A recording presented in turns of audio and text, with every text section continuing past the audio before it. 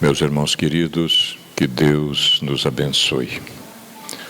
Uma noite aprazível, uma noite amena, em que, sem sombra de dúvida, vamos acrescentar fundamentos que nos propiciarão a fazer escolhas mais favoráveis nessa nossa atual existência.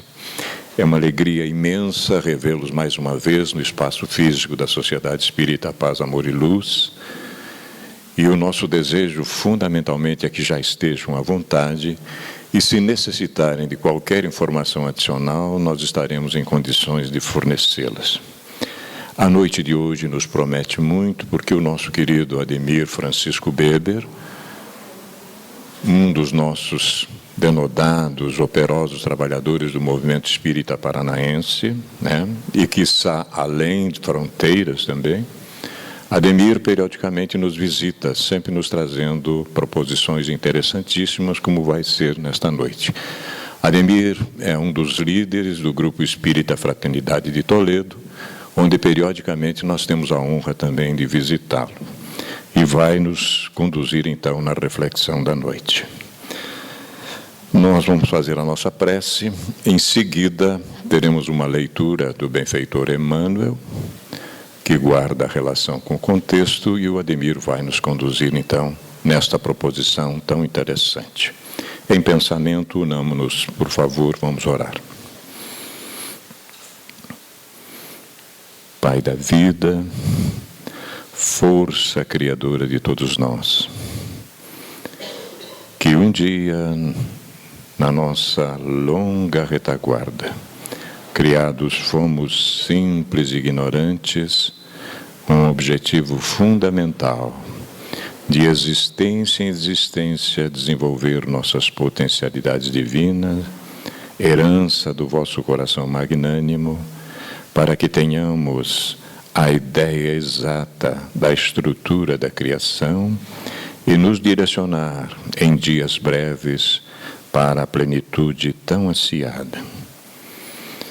Despertamos, Senhor, para a nossa imensa responsabilidade e buscaremos no vosso coração infinitamente bom, justo, sábio, para que potencialize a nossa vontade e que, ao regressarmos para casa, tenhamos concluído a maior parte das tarefas a que nos propomos fazer bem antes de mergulharmos no fluido denso. Por isso, desejamos que as vossas bênçãos, a vossa inspiração caia sobre nós, principalmente sobre o nosso expositor, na exata medida em que fizermos por merecer. Que assim seja, Senhor. 1962 foi um ano bom. O benfeitor Emmanuel, homenageando a obra O Céu e o Inferno ou a Justiça Divina segundo o Espiritismo, publica a sua obra Justiça Divina.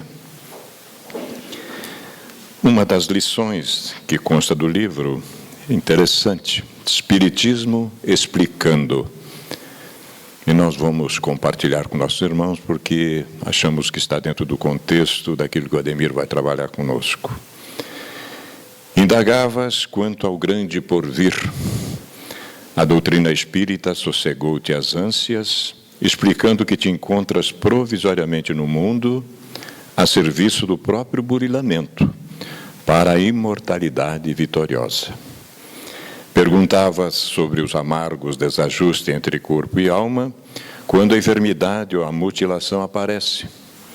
A doutrina espírita serenou-te aflitiva contenda íntima, explicando que a individualidade eterna se utiliza temporariamente de um corpo imperfeito, como alguém que se vale de instrumento determinado para determinada tarefa de corrigenda a si mesmo. Inquirias com respeito à finalidade dos problemas domésticos.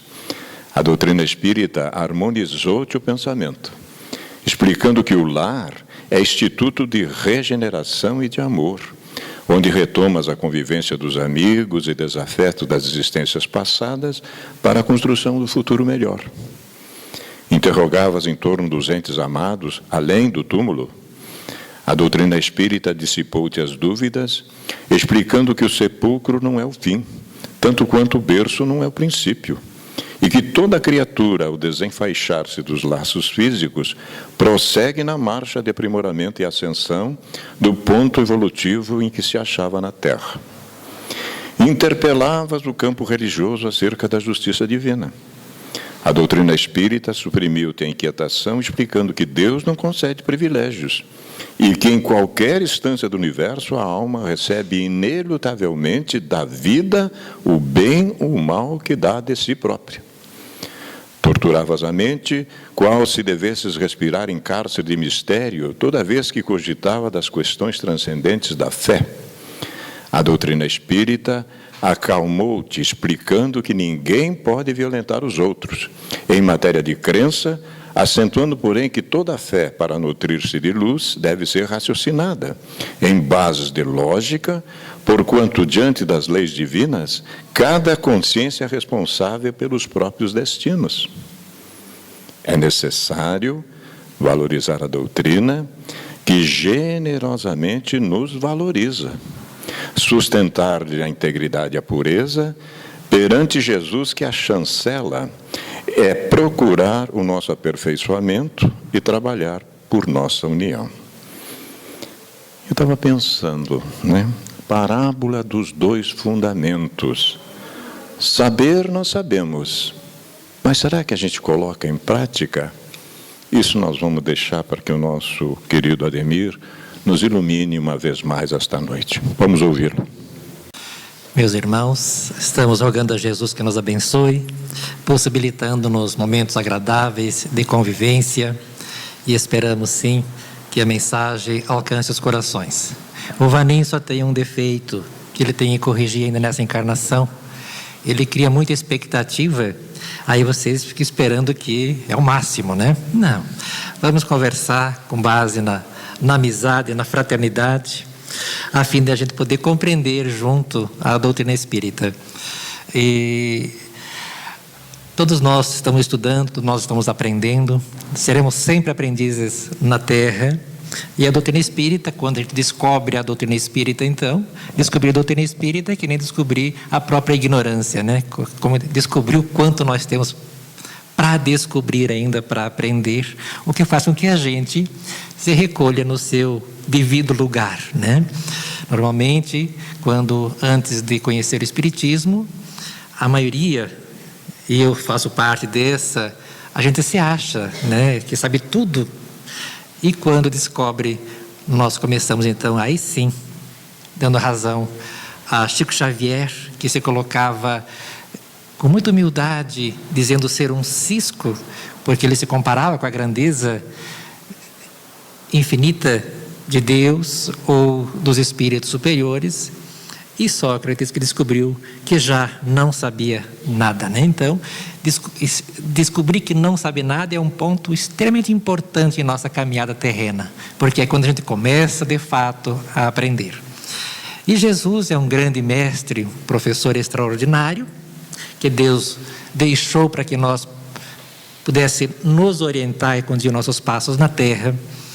E quando nós vamos crescendo e observando os seus ensinamentos, cada vez mais somos tomados de amor, de admiração por nosso Senhor Jesus Cristo, por compreender a grandeza dele. E o saber faz bem para a gente, faz bem para aqueles que nós convivemos. E quando nós conseguimos entender o sentido da vida, simplesmente pelo nosso comportamento, nós já influenciaremos de forma determinante todos aqueles que nos rodeiam. Basta observarmos Chico Xavier, com o seu comportamento, com a sua postura, quanto ele não mudou esse país, quanto ele não fez a doutrina espírita crescer, foi graças a ele. Conta-se que o espírito Hilário Silva narra-nos, numa obra psicografada por Chico Xavier, que numa tarde o tempo fechou para chuva, escureceu cedo em função da tempestade que se armava, e um grupo grande de pessoas que estavam em trânsito correram se abrigar num grande casarão que mais parecia um labirinto. Adentraram a esse local para se proteger da tempestade.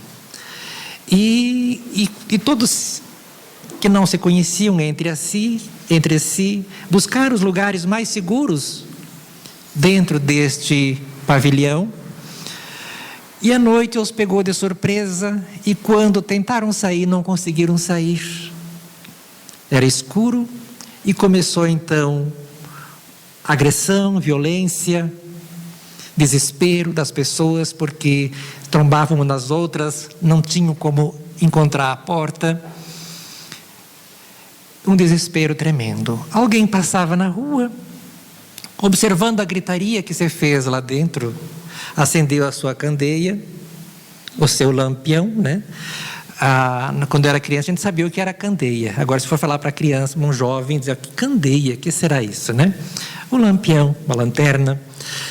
Acendeu a sua candeia e calmamente adentrou a este barracão, atravessou o corredor sem dizer palavra. E a sua luz fez com que todos se acalmassem e compreendessem o ridículo das atitudes que eles estavam tomando.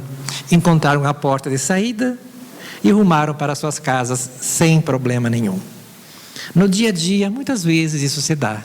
Em função de como nós nos comportamos, influenciamos de forma determinante aqueles que estão à nossa volta. Por isso, é importante a gente aprender e aprender, porque não é só benefício para nós. Não apenas iluminamos-nos e temos um caminho seguro graças à luz própria que a gente adquire com o saber, mas também iluminamos o caminho daqueles que conosco convivem, o que às vezes vem à nossa retaguarda, necessitando ainda de luz, de esclarecimento, de informação, por ainda não ter recursos próprios.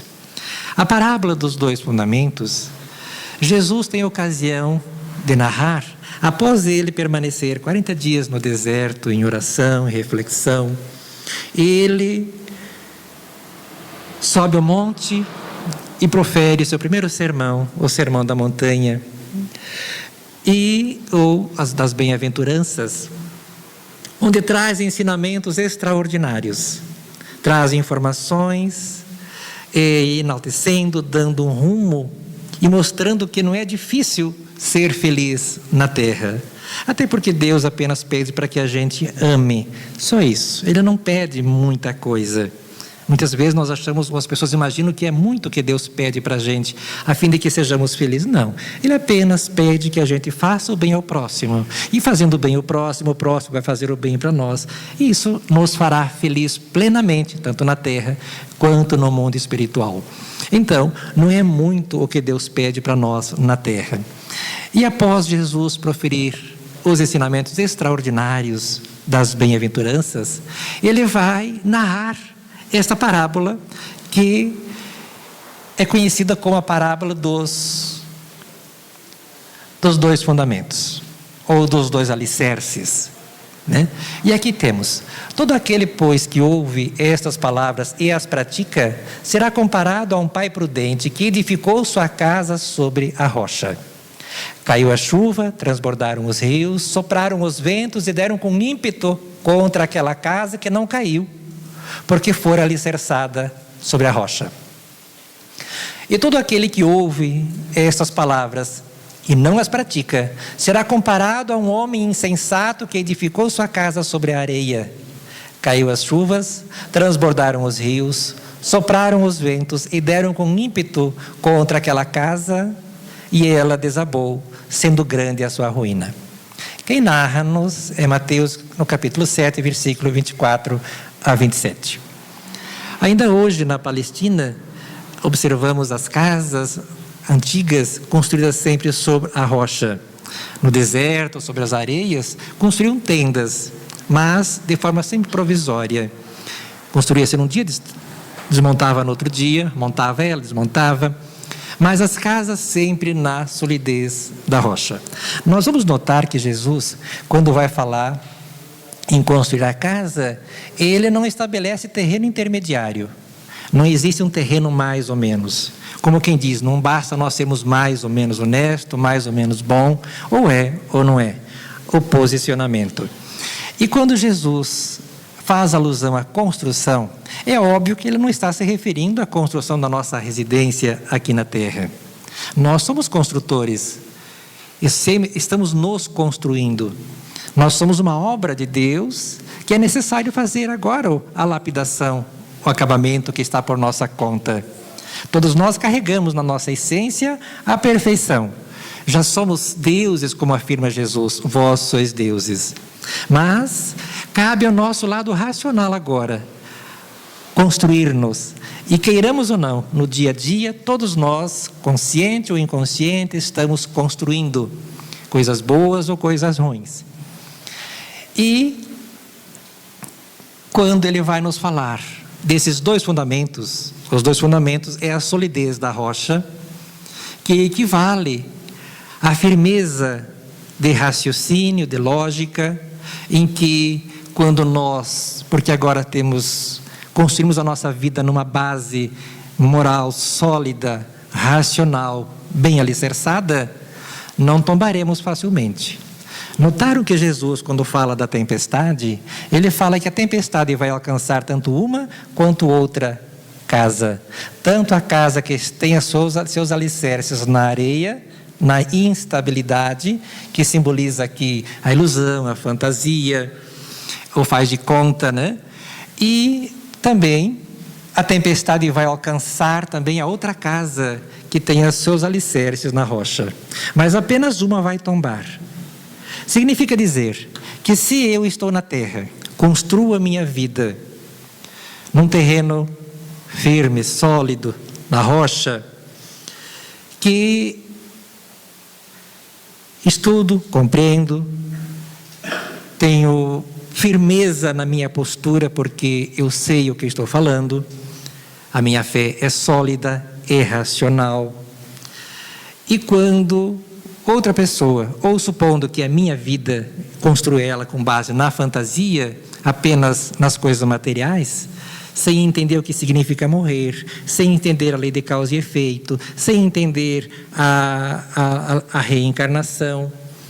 Quando a tempestade me alcança, que às vezes vem em forma da desencarnação prematura de um familiar ou a minha própria, vem em forma de uma doença irreversível, em forma, das vezes, das coisas mais corriqueiras, perca de emprego, que leva, às vezes, a pessoa à depressão e ao suicídio. São as tempestades que vão alcançar a todos, mas apenas a um vai derrubar. Apenas uma casa, que é a casa a que Jesus se refere, é a nossa construção. Somos nós próprios. E muitas vezes nós nos preocupamos em construir as coisas materiais, as coisas da terra. E vemos o materialismo, às vezes, incrustado, mesmo entre os espíritas, quando eles pensam na construção, pensam na sua segurança até a desencarnação tão somente. Fazem planos de saúde, garantem seu pé de meia, uma boa poupança, até morrer. E depois? Seria o caso de nós pensarmos numa segurança no além também. Então, essa construção sólida vai proporcionar-nos o depois. Então, revisando rapidamente para nós seguir adiante, cai a chuva, transborda os rios, sopram os ventos, deram com ímpeto contra aquela casa, e porque estava alicerçada na rocha, não caiu. A opção de construir num terreno e no outro, né? Aqui, como nós sabemos perfeitamente que não são as religiões que salvam as pessoas, mas a conduta que a pessoa tem na religião ou fora da religião, graças a Deus Allan Kardec não falou que fora do espiritismo não haveria salvação. Allan Kardec vai falar que fora da caridade é que não há salvação. E diz Chico Xavier que se Allan Kardec tivesse dito que fora do espiritismo não haveria salvação, possivelmente ele não se tornaria espírita, porque limitaria, e é claro, não teria lógica, não teria sentido acharmos que Deus ia fazer feliz apenas uma meia dúzia que são os espíritas no planeta Terra na atualidade. Não que os demais também não possam se tornar espírita, pois que o espiritismo não veio para esta ou aquela pessoa, o espiritismo veio para a humanidade. E sendo a doutrina espírita embasada nos fatos, na verdade, obviamente está ao alcance de todos. Então, quando nós observamos a areia e a rocha, e também naturalmente seria bom que nós buscamos aí entender o que ele chama de pai prudente, quando nós construímos na parte firme, está se comparando a um pai prudente, que edificou a sua casa na rocha. São as pessoas inteligentes, são as pessoas sábias, as pessoas ajuizadas. Quem tem juízo nunca vai buscar cultivar ou cultuar a fantasia em sua mente e também naqueles que o rodeiam. Quando vai falar da areia, já mencionamos aqui a fragilidade das ilusões. As tempestades, as doenças alcançaram a todos nós. Vejamos, na sequência, nós vamos encontrar em João capítulo 8, 31 e 32. Jesus dizia, pois, aos judeus que criam nele: se vós permanecerdes na minha palavra, verdadeiramente sereis meus discípulos, e conhecereis a verdade, e a verdade vos libertará. Então, é a proposta de Jesus para acreditar nele, né? E é claro que quando ele se dirigia aos judeus, dirigia-se à humanidade, que desse um voto de confiança a ele. Por que Jesus pedia para crer, dar um voto de confiança a ele? Porque ele sabia da nossa infantilidade. Creia em mim, né? E graças a aqueles que dessem um voto de confiança e apostassem e seguissem os seus exemplos, iam alcançar esse objetivo, que seria conhecer a verdade. E só ela vai libertar-nos. É claro que conhecer a verdade, a pessoa fala, mas eu conheço já a verdade. E é uma coisa estranha e engraçada, porque todas as religiões vão se dizer donas da verdade e conhecedoras da verdade. Ocorre que a verdade, ela tem níveis de maturidade que alcança a cada um a cada momento. Então, se eu vou pedir a uma religião qualquer, evangélica, católica, vão dizer que a verdade está com eles. E possivelmente, claro que está, uma parte dela. Mas a totalidade da verdade está em Deus. Conhecer a verdade é conhecer o caminho. Se eu conheço o caminho que vai me conduzir a determinado lugar, ainda tenho que percorrer o caminho. Conhecer não nos torna diferente, apenas mais responsável. E aí entra a vivência, que é o percorrer o caminho consoante aquilo que nós conhecemos. A fé, encontramos em Hebreus capítulo 11, carta aos Hebreus capítulo 11, versículo 1. A fé é o firme fundamento das coisas que se espera e a certeza das coisas que não se veem. Interessante que nós encontramos no Evangelho de Jesus as lições que a doutrina espírita ajuda-nos a compreender hoje, que Paulo apóstolo vai nos ensinar que é perfeitamente compreensível, perfeitamente possível de nós compreendermos e termos uma fé segura, inabalável, firme. Quando ele vai dizer que a fé é o fundamento das coisas que se espera, é o alicerce. É o fundamento, é onde a coisa está se estribando. O fundamento é o alicerce a que Jesus se refere na sua parábola. É o firme fundamento das coisas que se espera. O que eu espero? Eu acredito no mundo espiritual, acredito na vida depois da morte, acredito na reencarnação, mas no que isso se funda? Se amanhã alguém disser, isso é mentira, isso não existe, será que eu vou manter-me equilibrado, tranquilo, ou vou bambear nas minhas convicções, ou vou tremer na base? Então exige raciocínio, exige estudo, dedicação da gente e a certeza das coisas que estão por vir, das coisas que não se veem. Melhor dizendo, como é que eu posso ter certeza daquilo que eu não vejo? Aprendemos hoje com os cientistas, a física, que aquilo que a gente vê é feito daquilo que a gente não vê. Qualquer coisa que a gente vê é o resultado de coisas que a gente não vê. Pois que tudo na Terra é energia condensada ou desagregada, mas é energia. Nosso corpo é energia, nós somos energia que pensa o espírito. Mas essa base, essa madeira, um dia foi uma semente minúscula, que antes de ser semente era parte de outra árvore, e de repente alguém colocou ela na terra, e daí surgiu, de que ninguém viu, a gente não vê, da onde que vinha essa energia, condensando-se, a certeza das coisas que não se veem.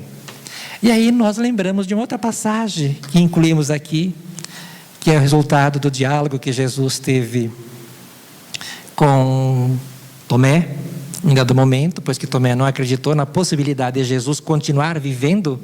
Vejamos que após conviver 3 anos com Jesus, Tomé era de uma dureza tremenda no seu raciocínio. E após Jesus aparecer, Tomé, que havia dito que não acreditaria, a não ser que pudesse tocar nas mãos de Jesus, em outro momento Jesus aparece e, sabendo do desafio, da proposta, que Tomé só acreditaria desta forma, Jesus o provoca, chama Tomé, venha então, toca-me. E aí Tomé toca nas mãos de Jesus, possivelmente também o abraçou, apenas diz que tocou no Evangelho. Aí então Jesus vai lhe dizer, porque me viu, você creu. Felizes os que não viram, felizes os que não viram e creram. Isso levou a muitas religiões, ainda hoje, a dizer que nós temos que acreditar, que não temos que raciocinar, temos que acreditar, porque não é necessário ver para acreditar, tem que acreditar. Porque Jesus disse isso, que aquelas pessoas que não viram e creram são os felizes, pregando assim, desta forma, a crença cega, sem raciocínio. E é exatamente o contrário que Jesus está querendo dizer, quando ele afirma isso. Porque a pessoa, o essencial, não é possível ser visto. O essencial é invisível. A gente só vê o resultado da realidade, que é invisível. Por exemplo, estou aqui com esse corpo, mas antes de eu estar nesse corpo, eu era invisível, ninguém me via, podia andar no meio de todo mundo, como agora tem muitos espíritos aqui, assistindo a palestra também, aprendendo, outros ajudando, nos protegendo, essa coisa toda, são invisíveis. Mas um dia eles também vão se corporificar, materializar-se na Terra, através do útero materno, no processo da reencarnação, tornando-se carne daquela energia que a gente não vê e que a gente possivelmente nunca vai ver no planeta. Então Jesus disse que esses eram felizes, porque raciocinavam, porque já pensavam. Quem já viu energia elétrica? A gente vê os efeitos. Quem já viu o espírito? Alguns talvez, mas com certeza não viram o espírito na Terra. Viram o perispírito, o corpo espiritual. Pois que ainda a gente vê o perispírito. Viu o espírito X, viu o corpo desse espírito. Mas o essencial é invisível. Por esta razão, exige da gente estudo, a fim de que a nossa vida, a nossa construção, pois que estamos construindo-nos, estejamos nós em pé em qualquer circunstância.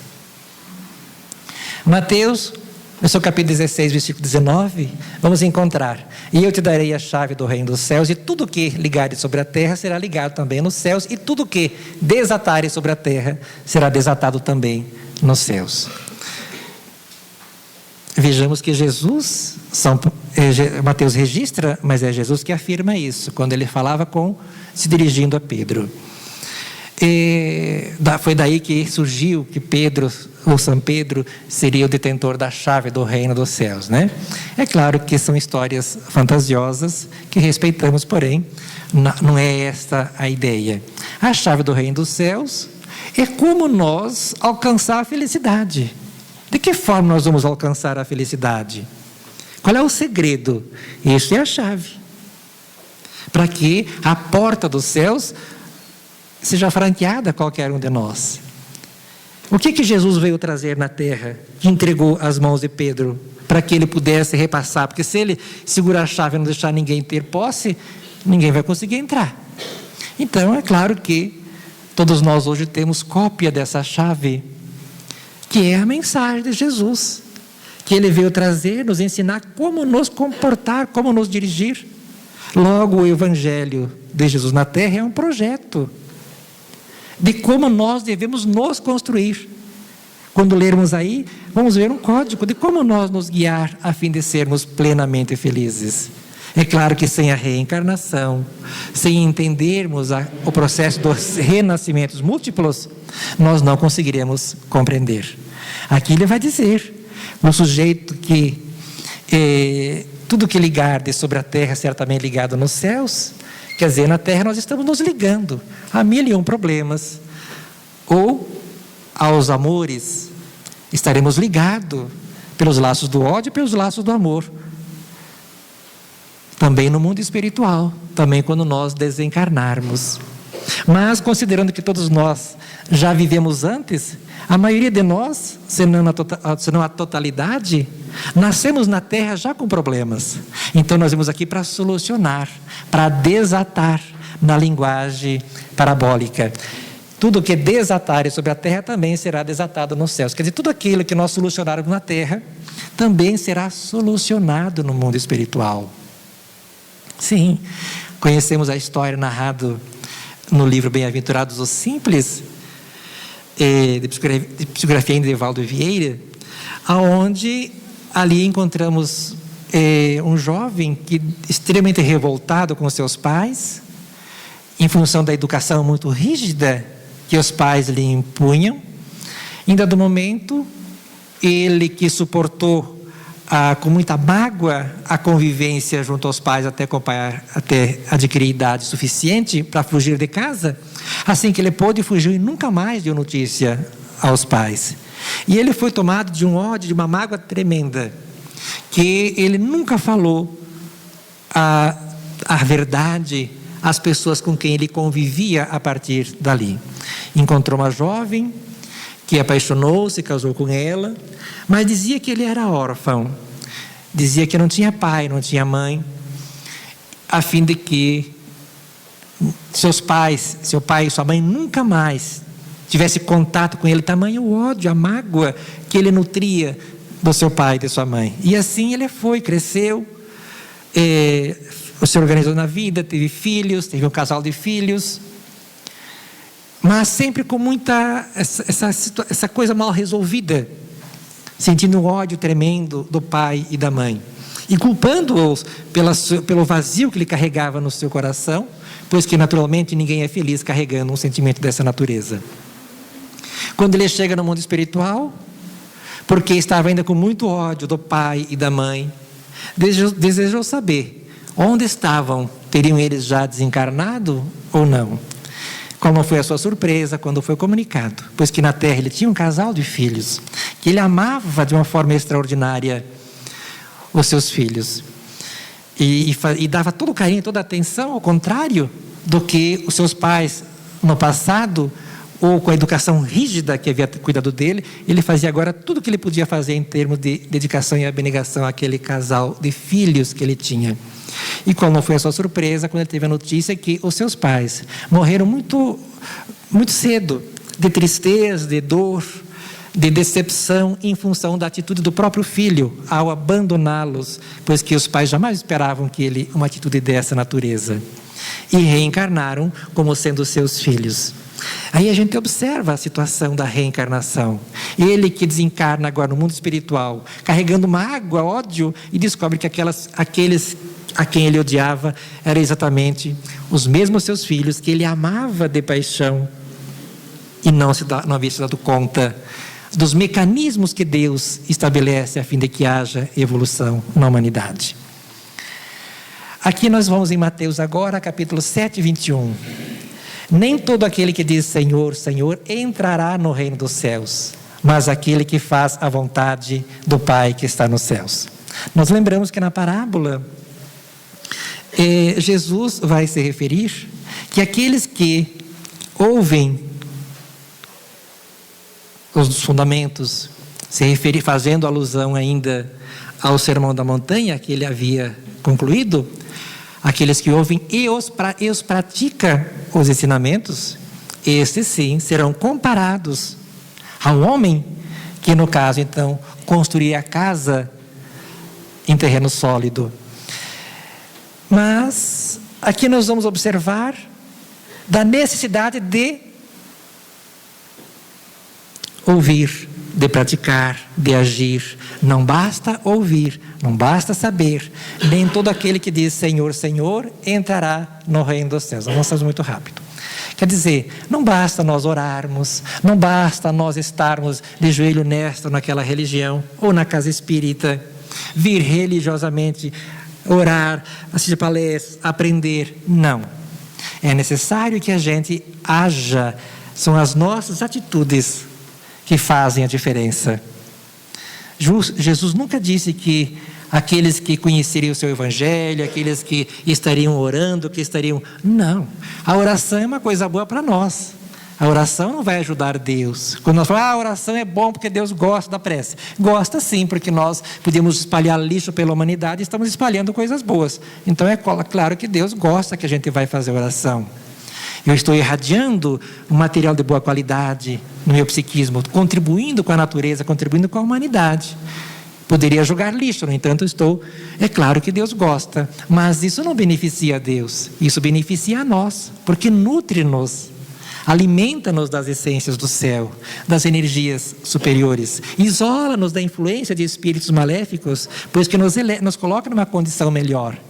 Mas, se nós orarmos, eu sei de uma família que está próximo daqui, que está passando fome, passando frio, vamos orar por ela.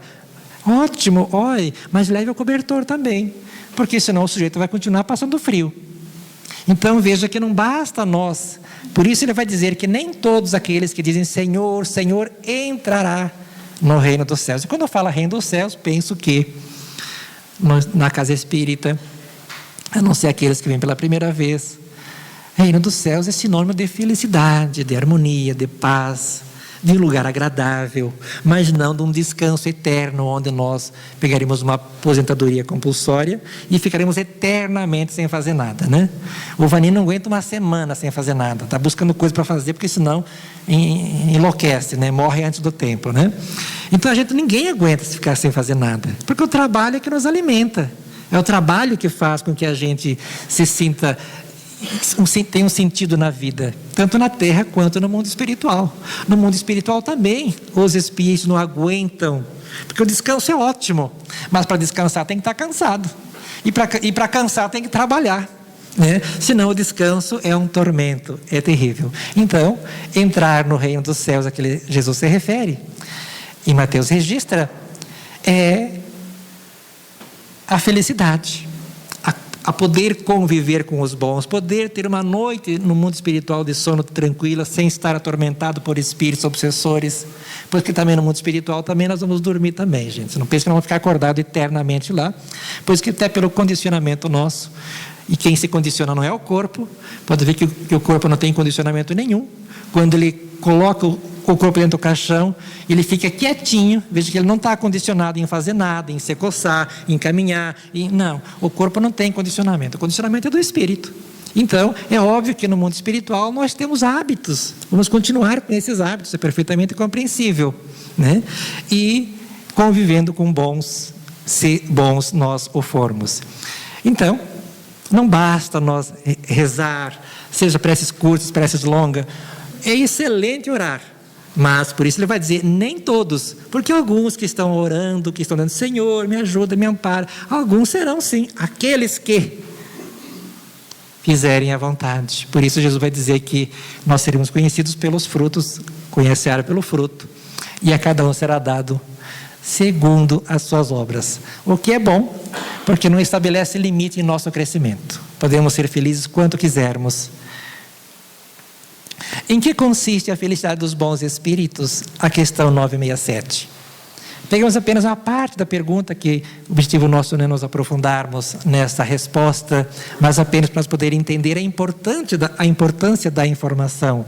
Pois se nós conhecemos, podemos agir. Se não conhecemos, ficamos na condição de escravo, preso à ignorância. A felicidade dos bons espíritos consiste em conhecer todas as coisas e não sentir ódio, nem ciúme, nem inveja, nem ambição, nem qualquer das paixões que ocasionam a desgraça dos homens. A resposta ela segue, mas apenas queremos destacar apenas esse primeiro momento, que vai dizer em conhecer todas as coisas e não sentir ódio, nem ciúme. O conhecer e o coração limpo é uma das bem-aventuranças de Jesus, que diz: bem-aventurados que têm os limpos de coração, pois que verão a Deus. Quer dizer, estaremos numa sintonia melhor, uma sintonia superior. Quando há esta limpeza, estaremos próximos. E se conhecer todas as coisas é uma forma de nós alcançarmos a felicidade, significa que a ignorância é uma profunda infelicidade, pois que a ignorância faz com que a gente não se sinta seguro. Estamos nós construindo, quando não buscamos a informação, a nossa casa mental, construindo-nos como espíritos que somos na base instável da areia. O Espírito Emmanuel, no seu livro Intervalos, vai dizer que a educação legítima é obra de elevação moral. Todavia, tanto quanto a árvore não se equilibra sem raízes, a perfeição interior não surge sem o conhecimento. A sublimação exclui não apenas o egoísmo, mas também a ignorância, batendo sempre naquela tecla da informação. Quando vimos atrás Jesus dizendo que conhecereis a verdade vos tornará livre. Então, nós temos que ter raízes sólidas para mantermos em pé, compara aqui a árvore, né? E diz que para que haja perfeição, que a perfeição não vai surgir sem o conhecimento. Quer dizer, temos que aprender, porque nós temos que nos conduzir.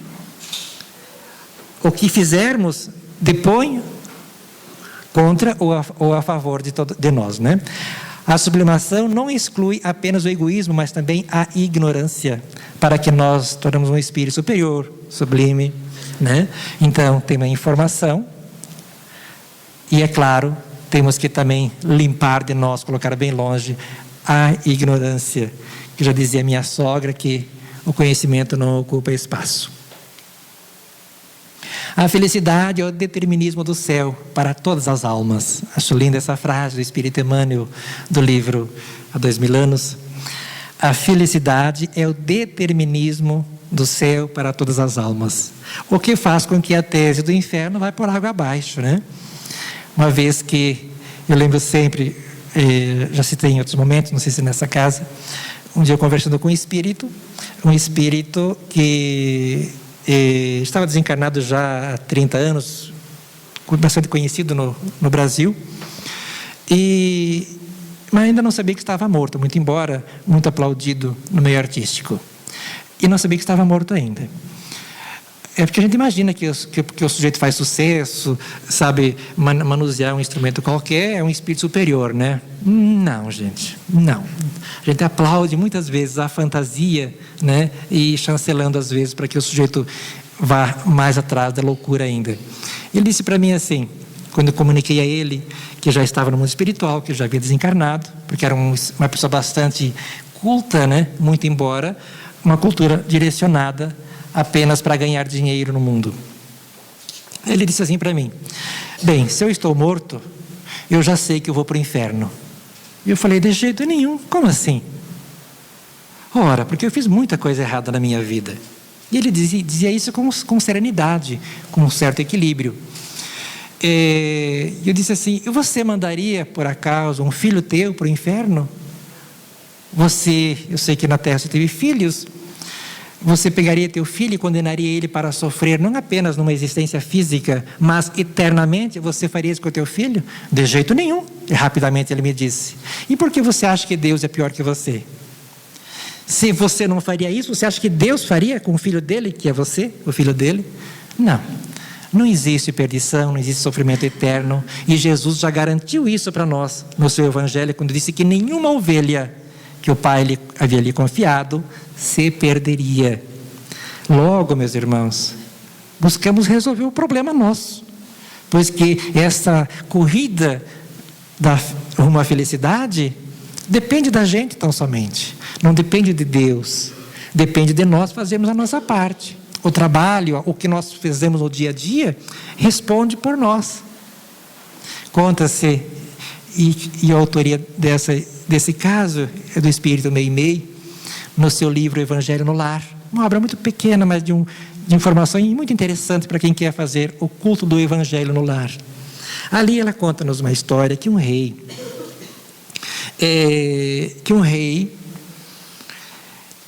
foi viajar e deixou uma soma bastante considerável para o filho seu construir uma casa grande e muito bonita.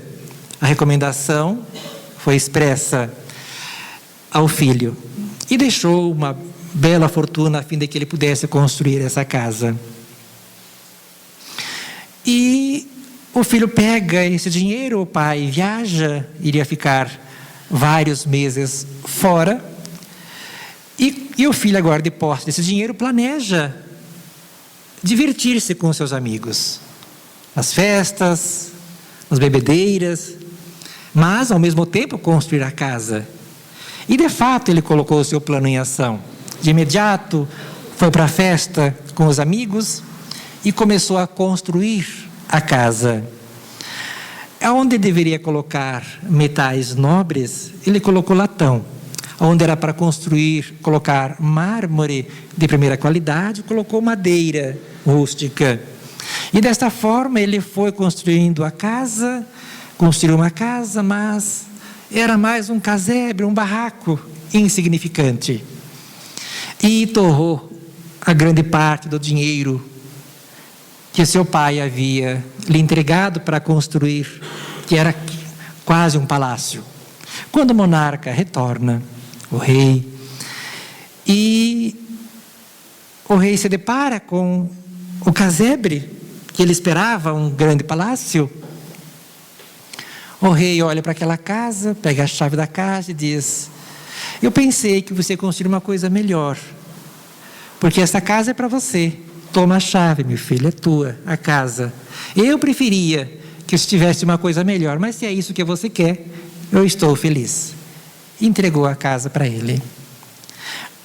A moral dessa história, meus irmãos, é para que a gente consiga entender que na terra ninguém trabalha para os outros. Todos nós estamos trabalhando e construindo nós próprios. Ninguém na terra trabalha para o outro. Às vezes a gente vê: mas eu trabalho para tal fulano, para tal empresa, que está enriquecendo as minhas custas. Não, mentira. Ninguém trabalha para os outros. Todos nós trabalhamos para nós próprios. As coisas da terra vão ficar na terra. E nós vamos nos lapidando, nos aperfeiçoando. A forma como nós nos conduzimos no dia a dia na terra, o outro que pensa que está explorando, que está pegando coisas da gente, fantasia, porque ele não tem como pegar o nosso saber, não tem como pegar os meus valores reais, não. Ele pode pegar, às vezes, juntar mais coisas, graças ao meu trabalho, que vai ser um peso a mais para ele quando ele desencarnar, porque vai ser mais difícil ele se desapegar. Então, se ele pensa que eu estou ajudando ele e fazendo com que ele enriqueça, não. Estou ajudando a afundar-se, porque ele vai... Não. Então, ninguém consegue ser inteligente para o outro. Ninguém consegue adquirir virtude para o outro. Isso são construções individuais, pessoais. Então, todos na terra sempre estaremos construindo a nós próprios. Não tenhamos medo de trabalhar com qualidade, de ajudar, de fazer bem feito. Qualquer coisa que vamos fazer, a parte que nos cabe deve ser a melhor. Bem feita sempre, a fim de que nós possamos, ao chegar no mundo dos espíritos, estar enquadrado nesses felizes.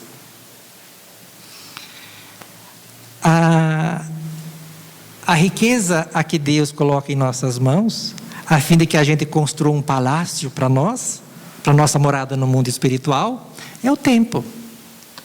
Assim como o rei colocou nas mãos do seu filho aquela fortuna para construir sua casa, Deus colocou na mão de cada um de nós o tempo, a fim de que nós, com o tempo utilizado aqui no dia a dia, nós vamos nos construindo. A forma como eu me conduzo, a forma como eu busco aprender, como eu busco organizar a minha vida através do Evangelho de Jesus, eu estou me construindo. Quando o sujeito na terra usa o tempo para matar, aliás, tem gente que mata o tempo, Vaninho. Outro dia, vamos matar o tempo. Falei, meu Deus, como é que vai fazer isso, né?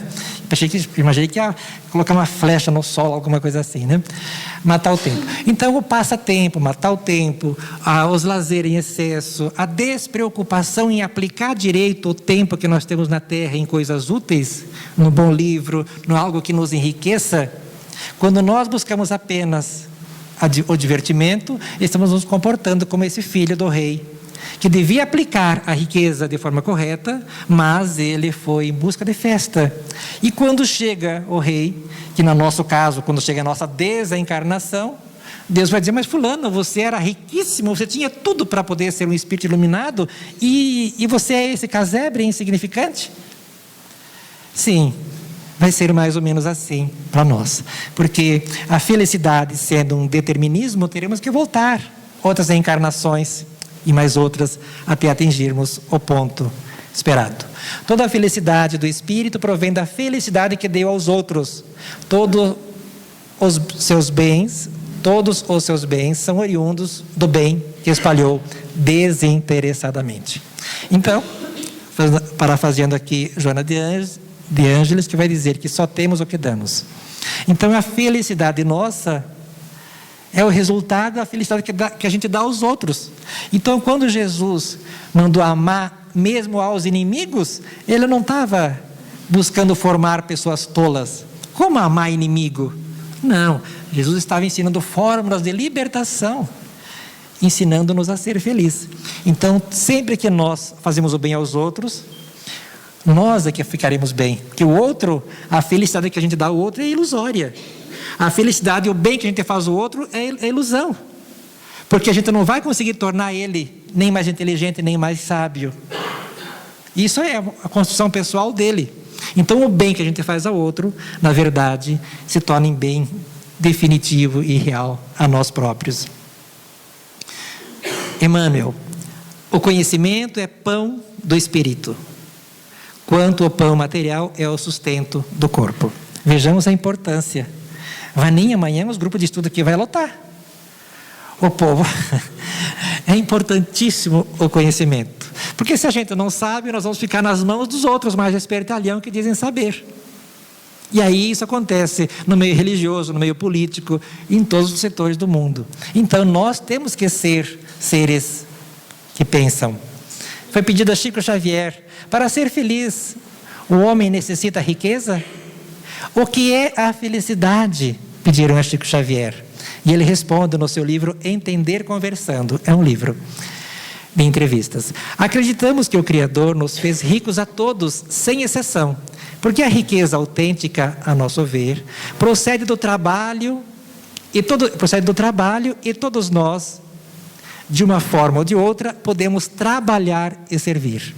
Quanto à felicidade, queremos que ela nasce da paz da consciência tranquila pelo dever cumprido e cresce no íntimo de cada pessoa, à medida que a pessoa procura fazer a felicidade dos outros sem pedir felicidade própria. Porque quem faz os outros felizes, quem faz o bem aos outros é o detentor. Ele é dono, ele fornece, é o fornecedor. O outro, às vezes, está na condição do mendigo. E quando o Chico vai dizer, nesse ensinamento extraordinário, que eu sou apaixonado por essas lições de Chico, né? Por nos consolar e abrir as portas da felicidade para a gente. Que ele vai dizer que Deus nos fez a todos ricos. Eu consigo ver, de fato, justiça nisso.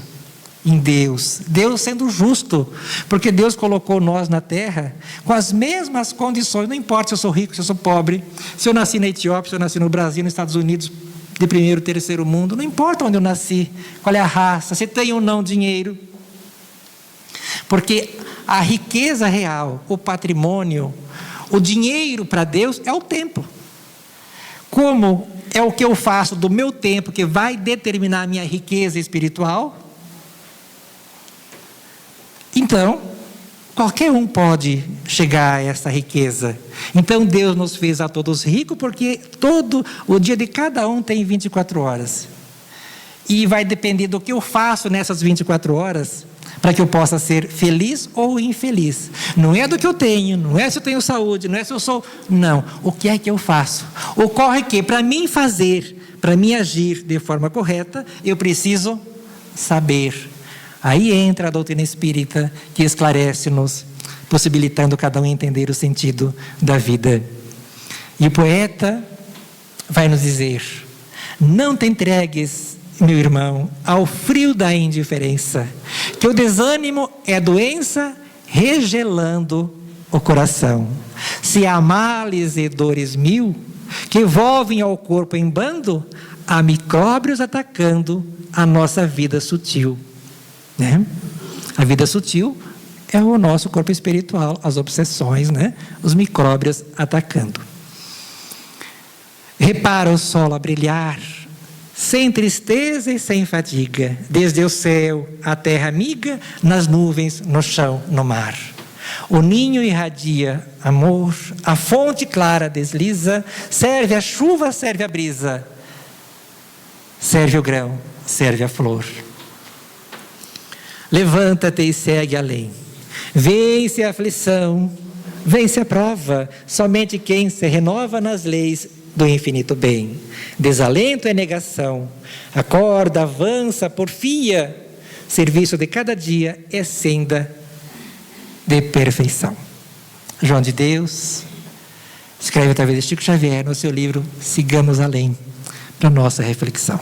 Que Deus possa abençoar a todos nós, dando-nos a paz. Obrigado.